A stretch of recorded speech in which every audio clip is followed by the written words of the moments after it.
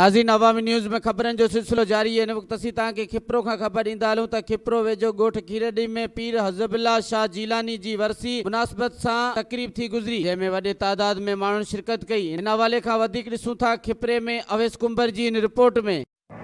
खिप्रो वेझो ॻोठ खेरडी में पीर हिज़बुल्ला शाह जीलानी जी ॿी वरसी जी मुनासिबत सां तक़रीब थी, जंहिंमें वॾे तइदाद में माण्हुनि शिरकत कई। उन मौक़े ते सूफ़ियान राग जी महफ़िल पिणु थी।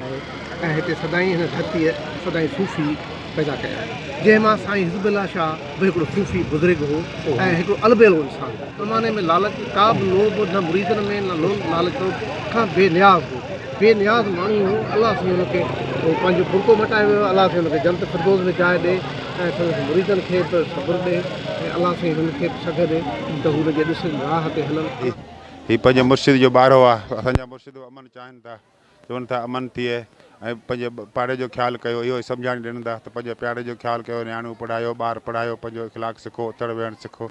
असांजे मुर्शिदनि जो बि इहो हुकुम आहे, हर दरगाह ते जिथे बि वेंदव उते तव्हांखे बिल्कुलु सुकून मिलंदो। उन मौक़े ते सूफ़ियान राग जी महफ़िल पिणु थी, जंहिंमें सूफ़ी रागियुनि सूफ़ियाना कलाम ॿुधाए दाद वसूल कयो। अवेस कुंबर, अवामी न्यूज़, खिप्रो।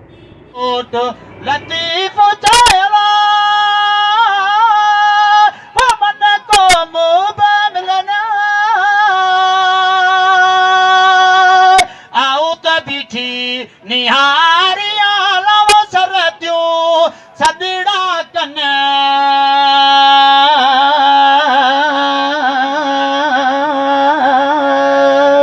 जी जली मां मुझे दिल जो दोस्त वठो प्या वञण मुसाहिबी कई।